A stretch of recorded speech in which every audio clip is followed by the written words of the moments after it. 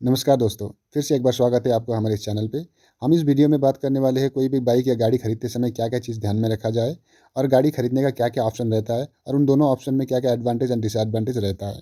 हम इस बारे में इस वीडियो में बात करने वाले हैं। जैसे कि लास्ट टाइम बताया हमने, जब ये 2 बाइक का हम लोग कंपैरिज़न आपके पास ला रहे थे, तो उस वक़्त हमने बताया था कि इसका खरीदते समय और हमने कहाँ से खरीदा है, कैसे खरीदा और खरीदने में क्या-क्या डिफरेंसेस हमको नज़र आए।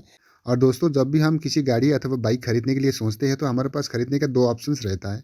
एक रहता है कैश परचेज़, जो पूरा गाड़ी या बाइक का जो भी प्राइस है आप एक ही बार में पे कर दो और घर ले आओ।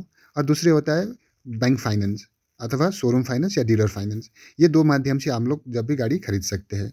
और दोस्तों, जैसे कि मैंने यहाँ पे बताया कैश परचेज़ का मतलब ये नहीं होता है कि आपका पूरा का पूरा गाड़ी का जो भी प्राइस रहेगा आपको नकद में पे करना होगा या कैश में पे करना होता है। कैश परचेज़ का मतलब होता है जो भी गाड़ी का प्राइस होता है वो एट अ टाइम डीलर को आपको पेमेंट करना होता है। चाहे वो बैंक डिमांड ड्राफ्ट के थ्रू हो, चाहे वो आरटीजीएस के थ्रू हो, चाहे वो चेक के थ्रू हो। लेकिन चेक में एक समस्या यहाँ आ सकती है। जैसे कि चेक क्लियर होने में 1-2 दिन टाइम लगता है। जब तक वो डीलर के अकाउंट में क्लियर नहीं हो जाता तब तक वो डीलर आपको शायद गाड़ी रिलीज़ नहीं कर पाएगी। तो ये एक चेक में समस्या रह रह सकता है।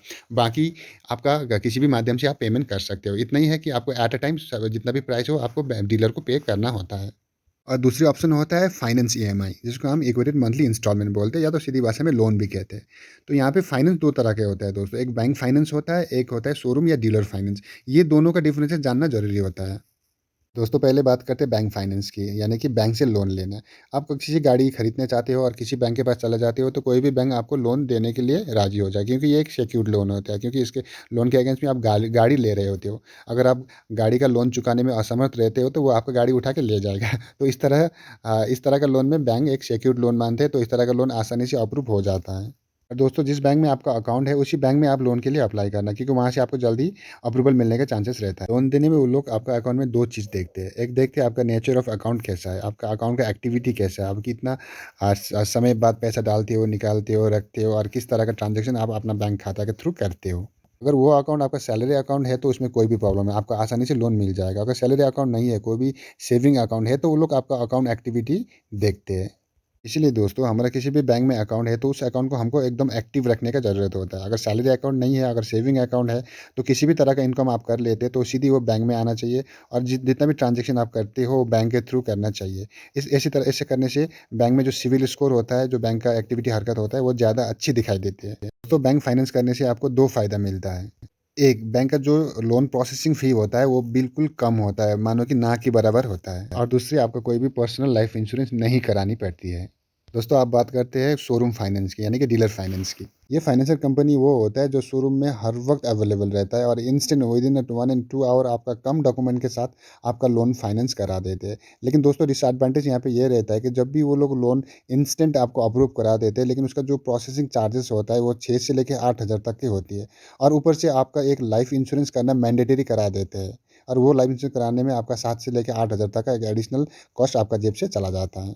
और वो इंश्योरेंस आपका लाइफ को कुछ भी कवर नहीं देता, वो कवर देते हैं उस फाइनेंस कंपनी को। और इस तरह से दोस्तों, आपका गाड़ी का दाम के ऊपर में 10 से लेके 15,000 का एडिशनल कॉस्ट आ जाता है यदि आप शोरूम फाइनेंस या डीलर फाइनेंस कराते हो। तो उसी जगह में आप अगर बैंक से फाइनेंस कराते हो तो इतना रुपये का कम चार्जेस आपको पड़ता है।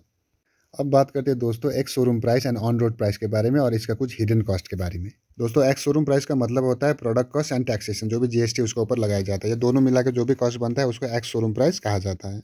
और ऑन रोड प्राइस होता है जो भी एक्स शोरूम के ऊपर में जो भी एडिशनल कॉस्ट लगाया जाता है और जो कॉस्ट लगाने के बाद जो प्राइस पड़ता है आपको रोड में आते आते, उसको बोलते हैं ऑन रोड प्राइस। जैसे कि नंबर प्लेट रजिस्ट्रेशन कॉस्ट, जिसको हम आरटीओ कॉस्ट बोलते हैं, और उसमें रोड टैक्स होते हैं और कुछ इन्वायरमेंटल सेस होता है स्टेट वाइज, और उसमें इंश्योरेंस का कॉस्ट होता है और कुछ-कुछ हिडन कॉस्ट होता है, जैसे handling, logistic, extension warranty, essential accessories. ये सब सब मिला के जो भी प्राइस बनती है उस प्राइस को बोलते हैं ऑन रोड प्राइस। और दोस्तों, जब भी आप bike ex showroom price inquiry करने जाते हो तो आप कम से कम 4 से 5 डीलर से एक्स शोरूम प्राइस ले लीजिएगा, क्योंकि एक्स शोरूम प्राइस भी डीलर टू डीलर वेरी करता है, ये मैंने एक्सपीरियंस किया हूँ। और जो भी फाइनेंशियल कंपनी होता है आपको फाइनेंस देते हैं, उसका रेट ऑफ इंटरेस्ट भी आप अच्छी तरह से कैलकुलेट करना ना भूलें।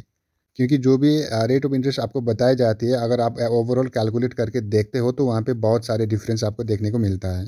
क्योंकि आपको पता चलने से जब आप बाद में इंक्वायरी करते हो तो वो लोग बोलते हैं कि जो भी एडिशनल जो भी हिडन कॉस्ट जो होते हैं, जैसे मैंने बताया आपका इंश्योरेंस का, आपका लाइफ इंश्योरेंस का, और ये हैंडलिंग चार्जेस का, इस तरह का जो भी कॉस्ट आपके ऊपर आ जाता है, ये लोग वो लोग ये रेट ऑफ इंटरेस्ट में वो लोग कैलकुलेट नहीं कर देते, जिसके कारण वो लोग अपना रेट ऑफ इंटरेस्ट बहुत कम बताते हैं। और जो भी डाउन पेमेंट आप करते हो, डाउन पेमेंट करने के बाद जितना भी प्राइस आपका रह जाता है, उस प्राइस को आप कैलकुलेट करना, आप कितना टर्म्स के लिए आप फाइनेंस करा रहे हो, और उसका सही हिसाब से आप परसेंटेज कैलकुलेट कर लेना उसी समय, जब ये डॉक्यूमेंट बनाने से पहले, ताकि आप एक बार क्रॉस वेरीफाई कर सको। एक बार आपका डॉक्यूमेंट बन जाता है, आपको मुश्किल होता है उसको रेक्टिफाई कराने में। और दोस्तों, जो भी फाइनेंस कराते वक्त जो भी डॉक्यूमेंट आप जमा करते हो, उसमें साइन करने के बाद डेट लिखना आप बिल्कुल ना भूलें।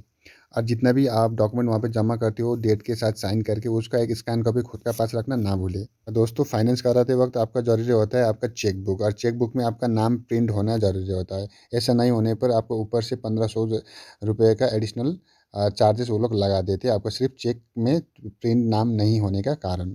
हाँ, अगर दोस्तों आप सिक्किम से हो तो आप बाइक सिक्किम से ही खरीदें। अगर बंगाल से आप बाइक खरीदते हो तो कम से कम 10-15 हज़ार का डिफरेंसेस आपका आ जाता है। ये इसलिए नहीं कि आरटीओ आपको चार्जेस जो है आपको लाइफ टाइम मिलता है बंगाल में, ऐसा नहीं है। उसके अलावा भी आपका बाइक का प्राइस में 10-15 हज़ार का डिफरेंस आ जाता है as compare to Bengal and Sikkim का प्राइस।